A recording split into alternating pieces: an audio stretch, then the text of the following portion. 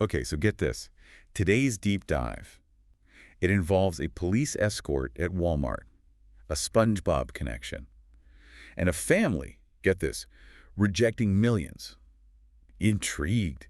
We're diving into the world of Ryan's world. Oh, You yeah. shared John Uche's interview with Ryan and his family, and honestly, it's a master class in turning, like, playtime into a billion-dollar empire. What's so fascinating is they started with those, simple toy unboxing videos, right? Exactly. But it's their journey from there, from a kid reviewing toys in his living room Hmm. to like a full-blown brand. That's what's so interesting. Right, it's mind-blowing. We're talking toys, a mobile game, like millions of downloads, a Nickelodeon TV show, even a feature film. They branch out like crazy, which, by the way, that's a lesson in itself. Don't put all your eggs on one basket, Yeah. especially in the world of YouTube. And speaking of YouTube, remember when the FTC came down on like kids content a while back? Oh, yeah. Huge, right? Yeah, that was huge. It was a game changer, and Ryan's World was right in the thick of it. So before the FTC, stepped in, a lot of these kids' channels, they relied super heavily on pre-roll ads for revenue, right? Right. But there were a lot of concerns about, kids even understanding that they were ads, let alone whether or not those ads were being disclosed properly. Which is a huge deal, especially considering how impressionable, young viewers are. So what happened? Well, the FTC, they came in with, way stricter guidelines.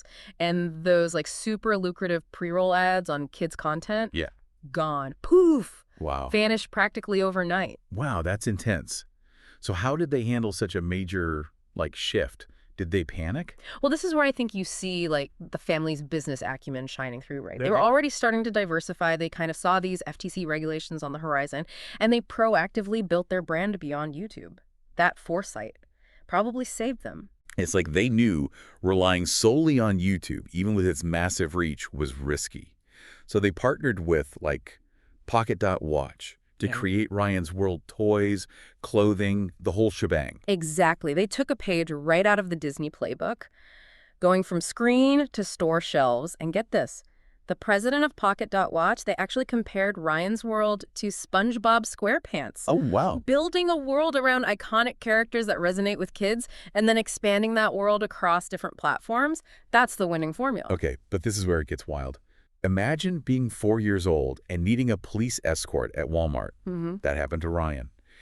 His parents were holding a meet and greet, their very first one, and the turnout was so massive, they needed, police help to manage the crowds. Talk about tangible proof of online fame, Right, yeah. especially when you're talking about such a young audience. Just those parents who might have thought, oh, it's just YouTube. And then they suddenly realized the magnitude of Ryan's World when they see a line of fans wrapped around the block. Right. It really underscores the power and influence of kid-centric content in the digital age. This wasn't just a handful of kids showing up. This was a phenomenon. And you know what's even more interesting? Behind the scenes, this isn't just Ryan and his parents filming in their living room anymore. They have a whole production company, Sunlight Entertainment, with around 30 to 40 employees, Wow. video editors, animators, script writers, the works.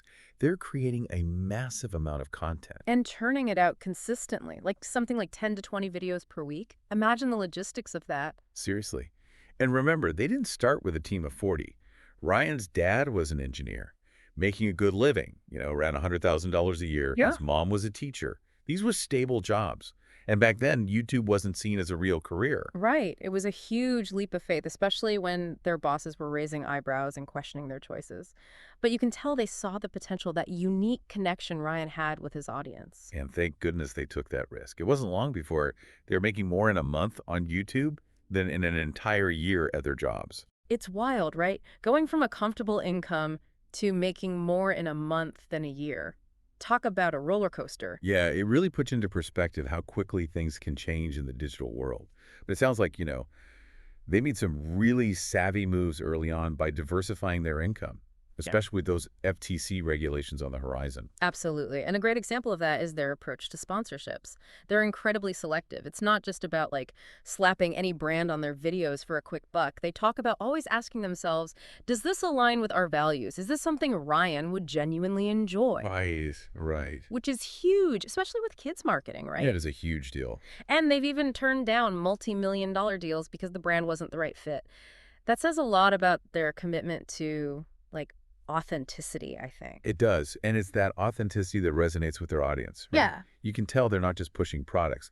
They're genuinely invested in creating content that's both entertaining and, in its own way, educational. Yeah, totally. And they're transparent about it, too, making a clear distinction between, like, their organic content and sponsored segments, which is crucial, especially when you're dealing with a young and impressionable audience. Absolutely. They seem to really understand the responsibility that comes with having such a massive platform. Speaking of taking on big challenges, remember how we mentioned Ryan's World even has a feature film? Yeah. Well, that wasn't all smooth sailing. No, not at all. Oh, really? They hit some major roadblocks trying to break into Hollywood. They talk about how a lot of film distributors were initially very skeptical. They weren't quite sure about the whole YouTuber turned movie star concept. Which makes sense, right? It's a big leap. And Hollywood is notoriously tough to crack, even for, seasoned actors and directors. Oh, sure. So, like, what happened? And to add to the challenge, they were trying to get this movie made during the pandemic, which, talk about a wrench in the works. Talk about a perfect storm. But they persevered. They believed in their vision, Right. and they were even willing to, like, finance a large chunk of the production themselves. That's dedication. Which is incredible. I know, right? And it paid off. It did. Yeah. The movie actually secured theatrical release in over 2,000 theaters across the U.S. 2,000 theaters. Wow. Yeah. That's unheard of for, like, a YouTuber-led film. Yeah.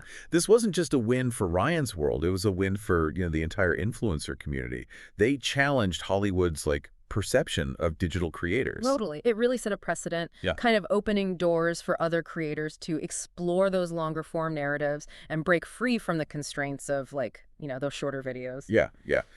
And at the heart of all of this is a family that seems incredibly grounded, despite, being on track to become, like, a teenage billionaire. Yeah. Ryan comes across as a regular kid. It's so refreshing. Right. He loves playing Minecraft, going to summer camp. Like, his biggest goal is to get better at tennis. It's those little details that make their stories so relatable.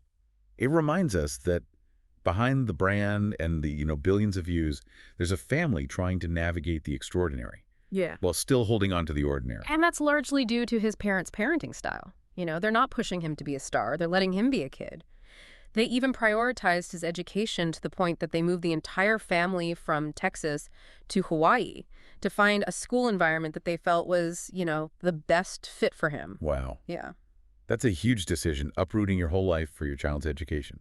What drove that decision? Well, the pandemic was a big part of it. Like many families, they experienced the limitations of remote learning and the social isolation that it brought.